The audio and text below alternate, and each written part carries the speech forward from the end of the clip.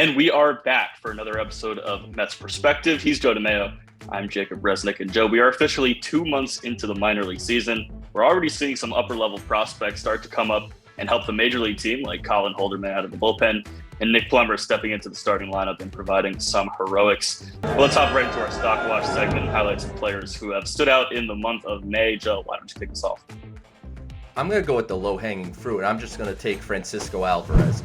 He had a bit of a cold stretch in AA Binghamton where the pitchers were really treating him with almost too much respect and pitching around him, and he had to work through that and get more pitches to hit and focus on his zone. And he's been able to do that. Over the last week, he's hitting over 400 with 4 home runs and some absolute shots. And as we've talked about in the past, this is 70 grade power. This is a guy that consistently barrels the ball up to all fields with high exit velocities. And now he's learning the league is going to adjust to you, and you need to adjust back to it. Yeah, I think that's what we always talk about with top prospects. They're going to struggle. Everyone struggles in the game of baseball at some point. It's how do you react to that? How do you bounce back? How do you battle through that adversity? And everything we've heard about Francisco to this point is that he is the type of player who can, traverse those challenges, and he's certainly showing he can do it so far. I'm going to go with Mark Vientos up in AAA Syracuse. We go back to the end of April. He was hitting just 164 with a 569 OPS, only 1 home run in the month. But in May, he turned it up with an OPS over 1,000 with 6 home runs over the month. And it's very reminiscent, if you think back to his season last year, had a 689 OPS in the first month.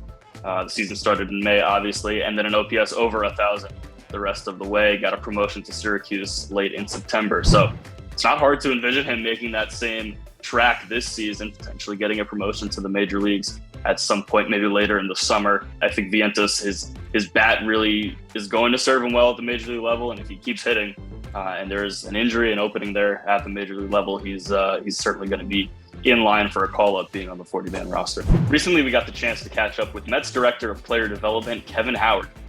Howard was originally hired before the 2021 season as the organization's farm director, then got promoted midseason to assistant hitting coach, but now he's back overseeing the Mets minor league affiliates. We spoke to Kevin about his role as well as some of the key prospects in the system.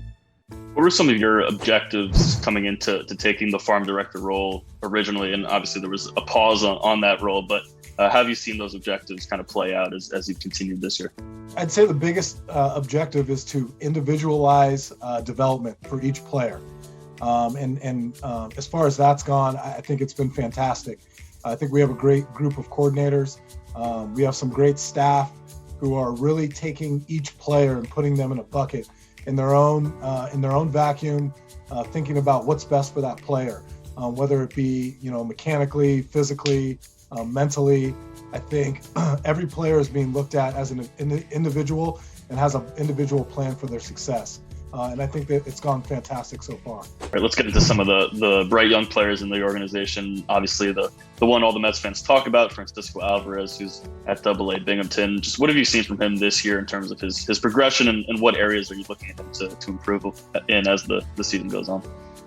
Yeah, so the biggest thing everybody kind of wanted to look at and see how he would take to was his defense and his receiving in particular.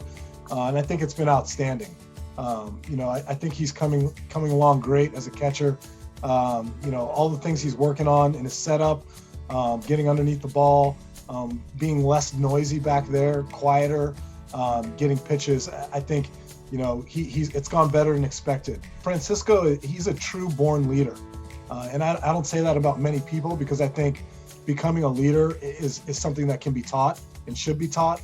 But there are guys like him that he leads by example, and he wants to be part of the team's solution to win games. And players like that are so rare. There's nothing that he won't do to get better. There's nothing he won't try if coaches suggest it. I think from a standpoint of where he is maturity-wise, we couldn't be happier as an organization.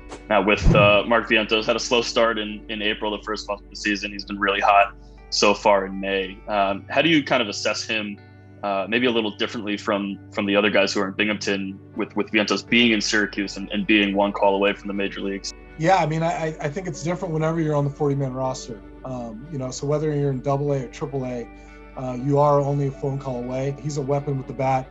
He has a very short, simple stroke, very consistent approach, likes to let the ball travel. He's got some extreme power to right center. When you can hit the ball out at all parts of the field, like we mentioned with Alvarez earlier, it makes you really difficult to pitch to. And moving down the chain a little bit, we've seen a lot of the pitchers from the 2021 draft class kind of make their either debut or their full season debut this season, and there's been a lot of success all across the board. When you look at those guys, is there maybe a common thread with all of them that stands out, or are they all kind of unique pitchers in their own right? Yeah, I mean, the common thread was good scouting, I think. They're all very unique, but they're all really, really good. Couldn't be happier with that draft class. Vassell and Seymour obviously bring the heavy velo, but Vassell's got the ride fastball that plays at the top, and Seymour's sinking it in the mid 90s. And Askew is a different look, very uncomfortable for hitters. I think before he got a little slowed by a minor injury, he would have been on his way to high A like those two were. Zwack has been another one that's been exceptional. Unbelievable strikeout numbers, unbelievable strikeout to walk ratio, very polished, very composed starting pitcher. All those guys, they do bring something unique, but all of them are special in their own way, and we're excited to see how they progress.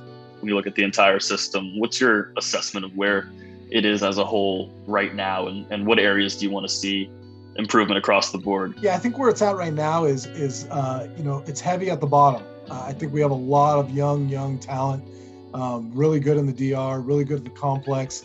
Our Port St. Lucie team has been amazing.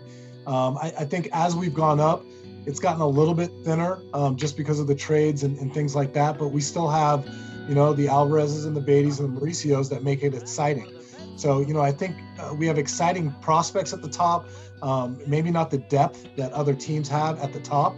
And I think at the bottom, at the A-ball levels, we have a lot more depth. So, again, like I mentioned earlier, really excited about the pitching in A-ball.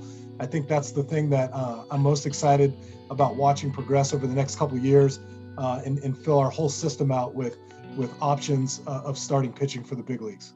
Thanks a lot to Kevin for joining us this week. And I think it's just notable about his confidence in this entire organization. Obviously, the system has been dissected and graded and ranked by outside sources, but he's very confident in the direction of the organization. Obviously, you have the guys like Alvarez, Vientos, Baty, Ronny Mauricio, but he's really excited about the guys at the lower levels of the system. We've talked a lot about that St. Lucie team this season, but even guys in the complex levels, the FCL and the Dominican Summer League seasons are starting next week, and the Mets are really excited about a lot of guys they have there. Not a lot of players who Mets fans have really heard of, but potentially could down the line in future seasons.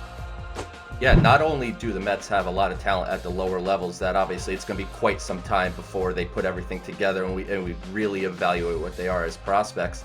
But next month is the 2022 MLB Draft, and the Mets actually are going to have 5 of the top 90 picks in that draft, including an extra first-round pick for not signing Kumar Rocker last year and a compensatory pick for when Noah Syndergaard signed with the Angels this past offseason.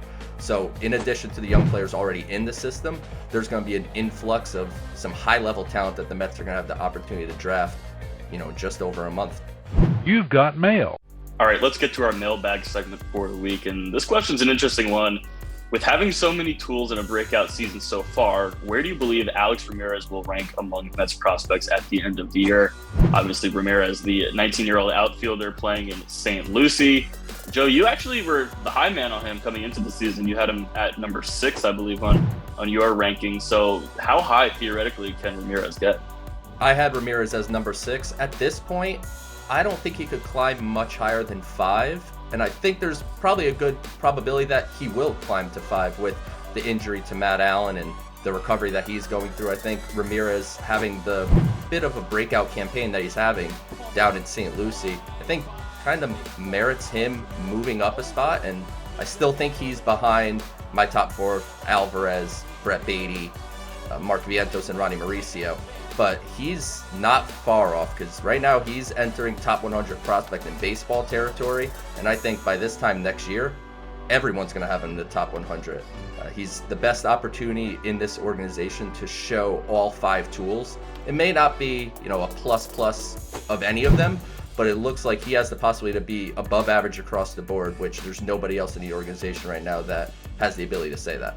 Yeah, and I think the interesting wrinkle to this question is that it said, where will he rank at the end of the year? Well, at the end of the year, like we just talked about, the Mets are going to have 5 guys who they drafted in the top 100 of the amateur draft. So as of right now, it's tough to say exactly where Ramirez will fit in.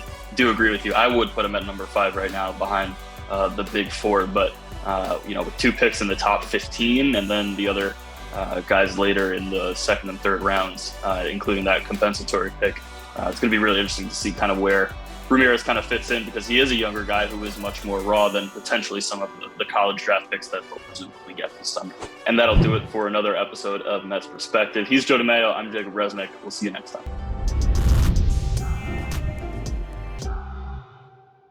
See the Mets of tomorrow play today. The Brooklyn Cyclones play baseball on the beach all summer long. Visit brooklyncyclones.com/tickets.